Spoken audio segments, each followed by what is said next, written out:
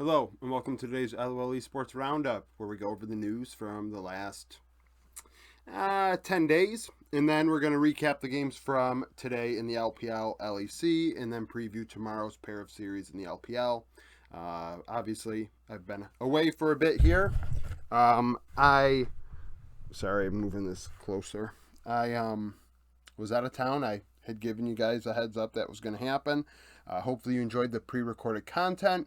Some people wished the whiteboard wouldn't come back. Quite a few people missed the whiteboard, so whiteboard stays.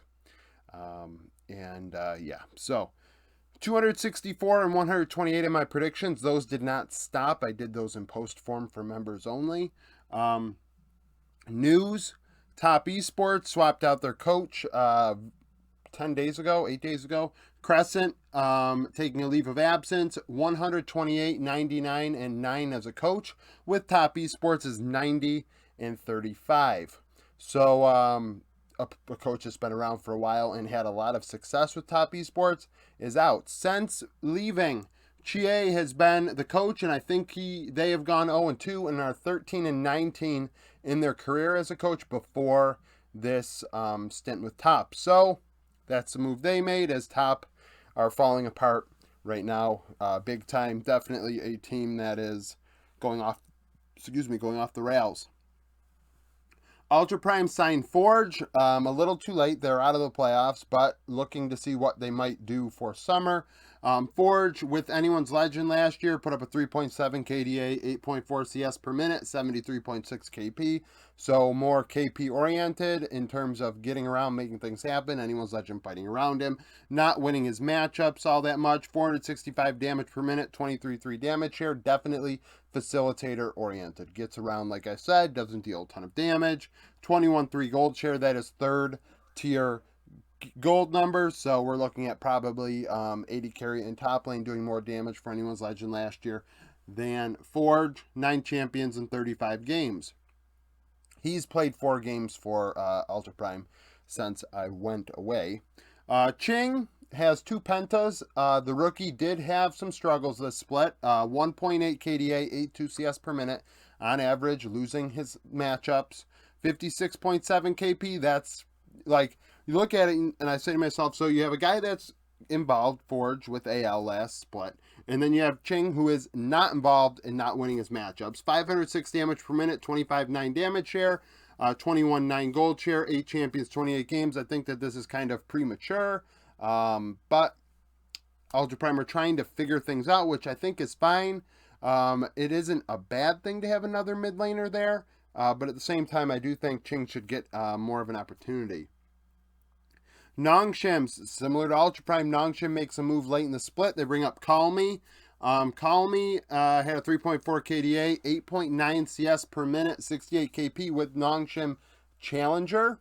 618 damage per minute, 29.3 damage share, 22.4 gold share.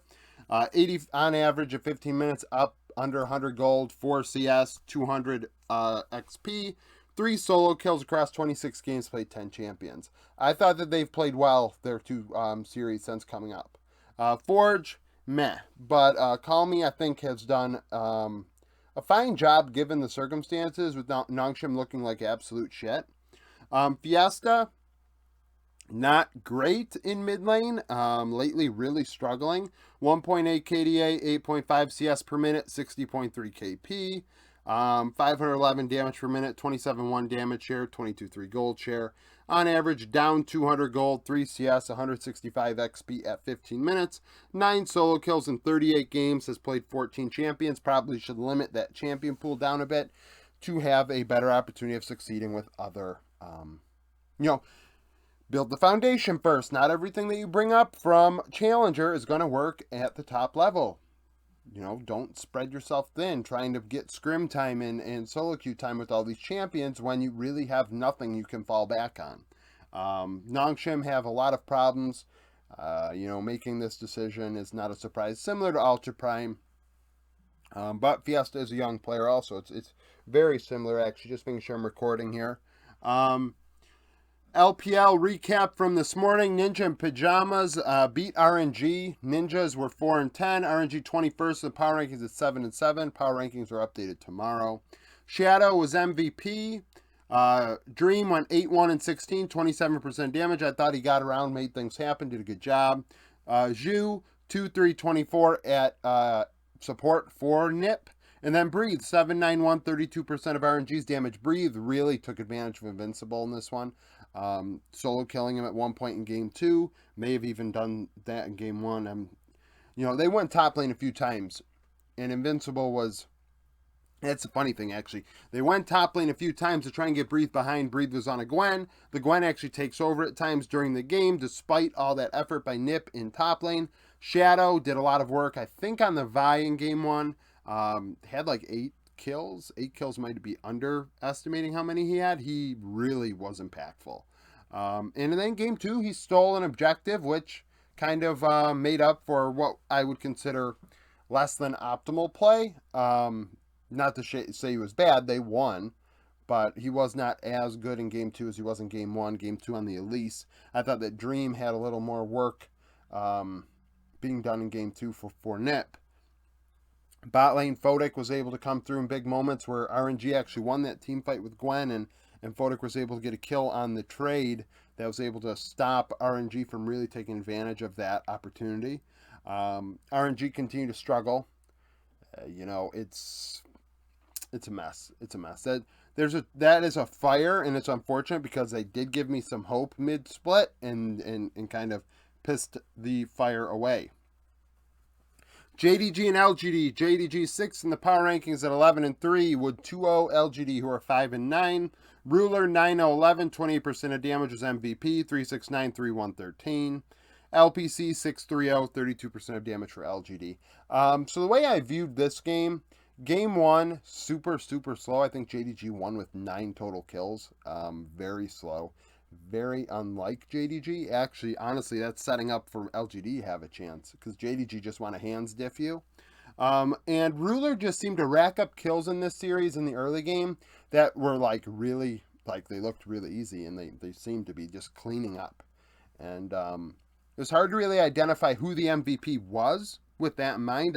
Kanavi, I think he's... Somehow LGD got a Baron, and I think they stole it. And I'm going to blame Kanavi for that one, obviously.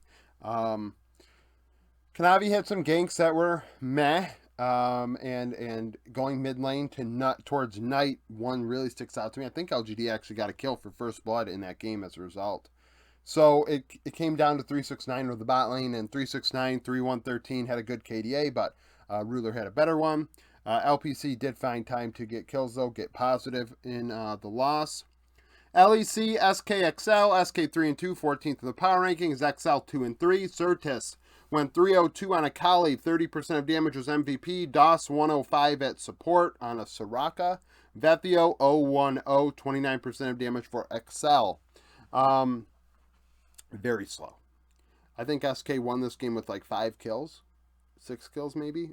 They had the game won in the XL base with 5 kills.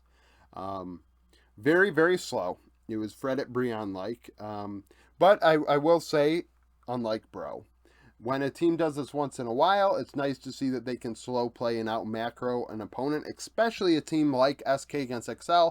SK being the younger, more inexperienced team, to be able to just impose their will, take what they want against XL, open a 6k gold lead with only 2 or 3 kills was pretty outstanding. XL, a lot of question marks. You have to eventually put your foot down and try and stop them. And unfortunately, they didn't. Even if you think to yourself, I don't have an opportunity, you have to make one. And that kind of falls on the Xerxes, I guess, and Limit. Obviously, they're doing better than they did in spring. Winter. That without a doubt, they have more wins. And SK continue to do very well. I'm surprised that they are. I mentioned it last week in the power rankings. Mad Lions and Team Heretics. Mad Lions 24th at 2-3. Heretics 1-4 would win. Jack Spectra 11-3-5, 30% of damage. Ruby 4-1-16 on an Ari was my MVP. Jack was on a Kesa. Karzi 7-4-4, 44% of Mad Lions damage on a Zeri. So, Heretic's team fighting looked really good in this one. I thought that not only Ruby, who I made MVP on the RA, was really good with his charms and executed well in team fights, but also Evie, or Evie.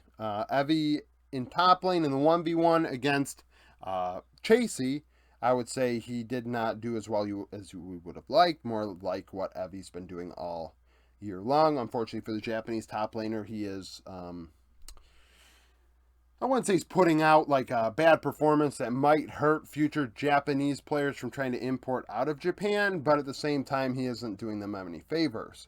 But in the team fight on the Gwen, he did work. He made things happen. Jack cleaning up on the Kesa. Mursa on the Leona, I thought also did some nice things. Yankos was solid throughout. I didn't make Yankos MVP. Died a lot early on in these team fights. And, because he died early on in some of these team fights, the team fights had to be won by other people. That ended up being pretty important team fights. So that's kind of why I didn't pick Yankos. I thought Yankos did fine in this game. I thought he had good setups. I thought he picked Carzzy off at times early on in those team fights. But at the same time, I didn't make him MVP. I thought he did well, though. Vitality and Astralis. Vitality 8th, Astralis 22nd, Vitality 4-1, Astralis 2-3 would win. Yonghoon was MVP. Leader 5-1-6, 29% of damage on Aurelion Sol, disproving the theory that he can only play melees. 1-1-3 went 2-2-12. 1-1-3 doing a lot of work against Bo. Bo playing one of them int games today on the Vi, which seems to be his int champion of choice. Photon 632, 43% of damage for Vitality, trying his damnedest, dealing nearly half of the damage. This reminds me of a game last split with Vitality. Vitality did good in the first week, started inting in week 2. We'll see if the final week Vitality shake off that int and don't do a repeat of the last split. This is not a great win, but Astralis has beaten G2 and Vitality. And they ended winter very well. They really came on strong at the end, surprised us with how well they did in the final week, and then also in playoffs were no slouch. And they continue to do that now. They're playing well. 1-1-3 is looking better by the game. A young player with, honestly, I think he's the youngest player in the LEC. And a player that, I wrote off. I thought that, he was outclassed even getting this opportunity, and a lot of people did as well. But he has performed up to snuff. Has he been great? No, but look at the team he's on, right? It's Astralis. He's probably Astralis' best jungler they've had in a while. Xerxes very one-dimensional. But, you look at the Zanzara days and things like that. I think 1-1-3 is doing a fine job, especially at his age.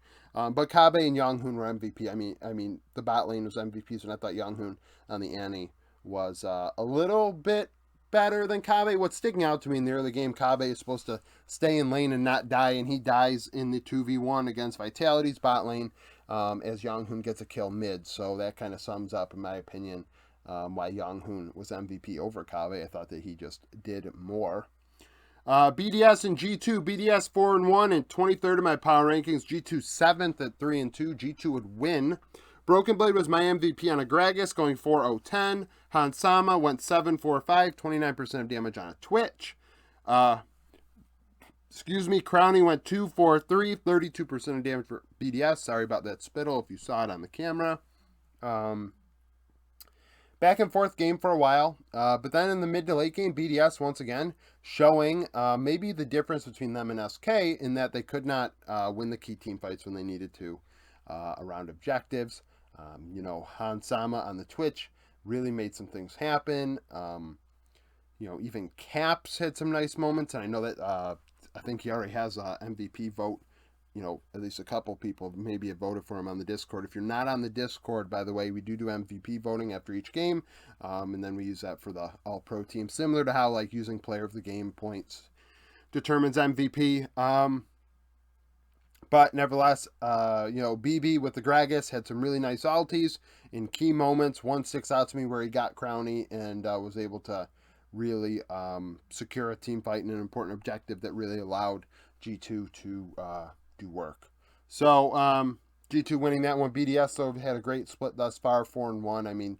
4-2 now. They've once again, similar to Astralis and SK, continue that momentum from winter. I keep saying spring. Fnatic and Excel to finish us off. Fnatic 1-4. That's on the screen, right? It looks to be on the screen. Fnatic 1-4 would win against Koi, who are 3-2.